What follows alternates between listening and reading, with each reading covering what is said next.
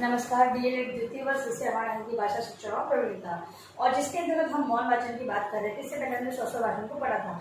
मौन वाचन के उद्देश्य को और महत्व को हम लोग महत्व के बारे में हम लोगों ने चर्चा कर ली थी। आज हम लोग इसके लाभ के बारे में पढ़ेंगे कि जो मौन वाचन है उसके क्या लाभ होते हैं। एक विद्यार्थी के लिए जो मौन वाचन है वो क्या जरूरी है, और जरूरी है तो किस लाभ की दृष्टि से वो जरूरी माना गया है। तो देखेंगे हम लोग कुछ बिंदुओं के माध्यम से।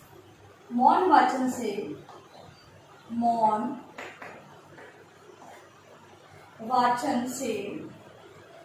ध्यान केंद्रित रहता है, लेकिन यह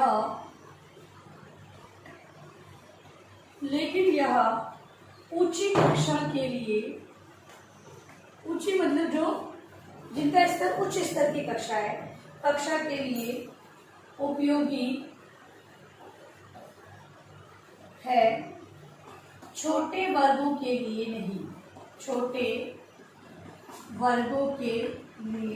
नहीं। हम लोग उच्च प्राथमिक स्तर पर मौन वाचन का उपयोग कर सकते हैं, और हम लोग सेकेंड ईयर के अंतर्गत भी जो उच्च प्राथमिक स्तर के बारे में संपूर्ण शिक्षण इस प्रकार गतिविधियों को अपनाना है उसके बारे में बात कर रहे हैं। तो मौन वाचन उच्च प्राथमिक स्तर के बालकों के लिए भी आवश्यक माना गया है। मौन वाचन के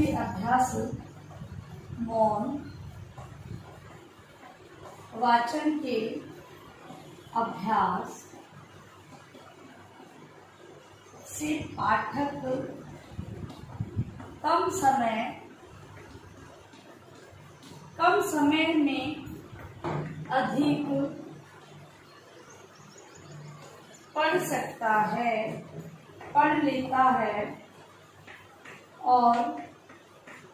लेता है और उसे शीघ्र समझ लेता है। मौन वाचन है उसके अभ्यास से पाठक है वो कम समय में अधिक से अधिक जानकारी प्राप्त कर लेता है और उसे शीघ्रता से समझ भी लेता है। इससे अगला है, इससे विचार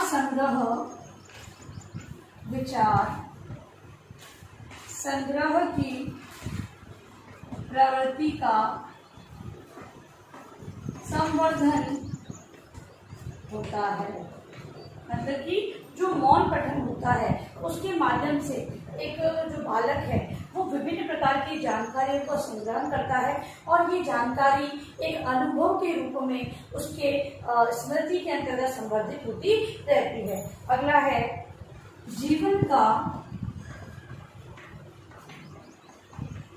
अधिकांश वाचन मौन ही होता है। राजनीतिक,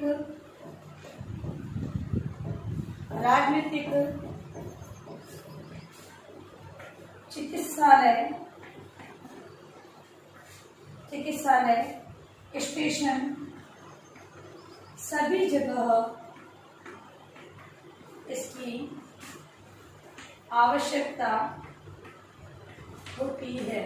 मतलब राजनीति में किसी भी बात को रखा जाता है, किसी भी विषय को रखा जाता है, तो जो भी आपसी ये कहें कि जो भी व्यक्ति उसमें पार्टिसिपेट करते हैं वो कोई भी बात को ध्यानपूर्वक सब उस विषय को जानते हैं, समझते हैं, उसके बारे में जो डिटेल है सभी को उपलब्ध करवाई जाती है, सभी उसे मौन रूप में पढ़ते हैं, क्योंकि वहाँ पर मौन रहना बहुत ही आवश्यक होता है। क्योंकि सभी को बात को समझना है, एक व्यक्ति की बात को समझने के लिए सभी को मौन रहते हुए उस चीज को समझना पड़ता है। इसके अलावा चिकित्सालय, तो चिकित्सालय में भी मौन साइलेंस रहने के लिए कहा जाता है। किसी भी क्योंकि वहाँ पर जो अस्वस्थ व्यक्ति होते हैं उन पर इन आवाज़ों का बुरा प्रभाव पड़ सकता है, इससे तो वहाँ पर साइलेंट रहने के लिए बात कही जाती है। इसके अलावा स्टेशन है या फिर कहीं और भी जगह हम लोग जाते हैं, वहाँ पर बड़े बड़े अक्षरों में लिख दिया जाता है कि कृपया शांत रहिए, ताकि क्या मौन रहकर कोई भी काम करना है आपको कीजिए, ऐसा नहीं करना है। तो यहाँ पर मौन वाचन प्रयोग में लाया जा सकता है कि मन ही मन हम लोग किसी भी चीज का वाचन करके उसे समझ सकते हैं। तो मौन वाचन इस प्रकार से भी लाभकारी माना गया है। अगला है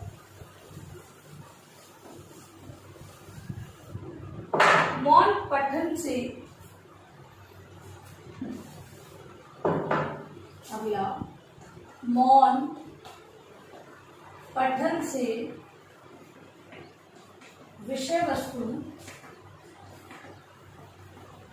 मौन पठन से विषय वस्तु को समझने में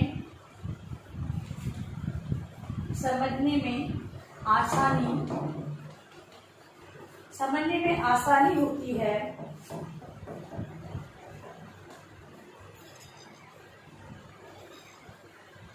भाव विचार तथा तथ्य ग्रहण, भाव विचार तथा तथ्य ग्रहण सहज ही होते हैं।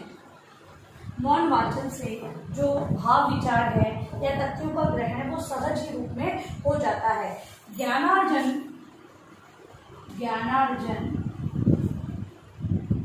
में सुविधा होती है।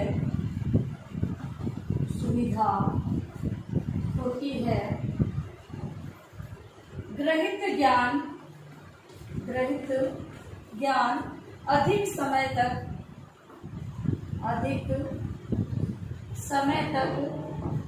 मस्तिष्क में रहता है।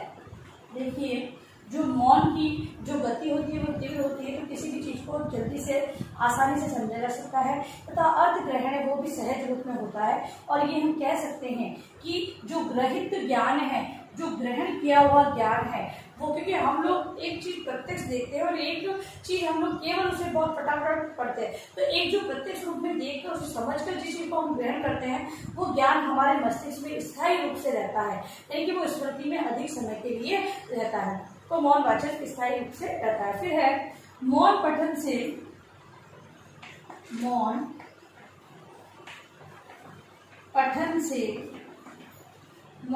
से वाचन शक्ति में तीव्रता आती है। विद्यार्थी किसी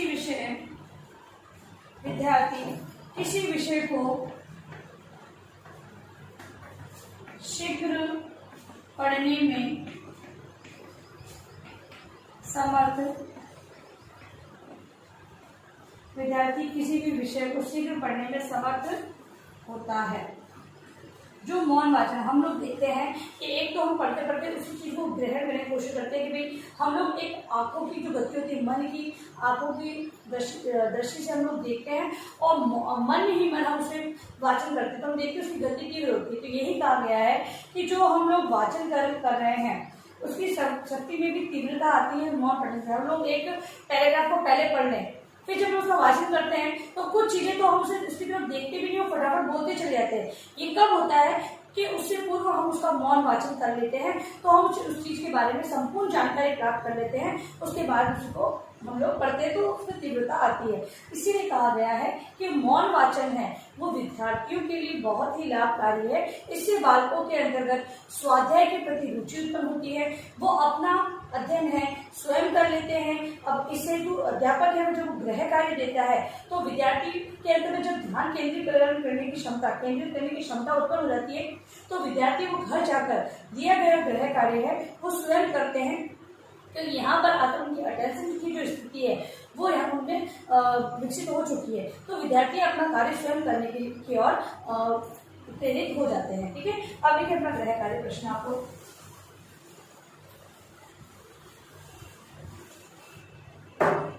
गृह कार्य प्रश्न लिखें। मौन वाचन के लाभों का वर्णन करें। मौन वाचन के जो लाभ है विद्यार्थी जीवन में होते हैं उनके बारे में आपको अपनी उत्तर पुस्तिका में लिखना है। और अंत में इस महामारी के दौर में कम से कम ये आवश्यक कार्य होने पर घर से बाहर निकले। बाहर निकलते तो 3 बातों का विशेष आप लोग ध्यान रखें, मास्क लगाएं, सोशल डिस्टेंस बनाएं, हाथों को बार बार सैनिटाइज करते रहें, सुरक्षित रहे, सभी का ध्यान रखें। धन्यवाद।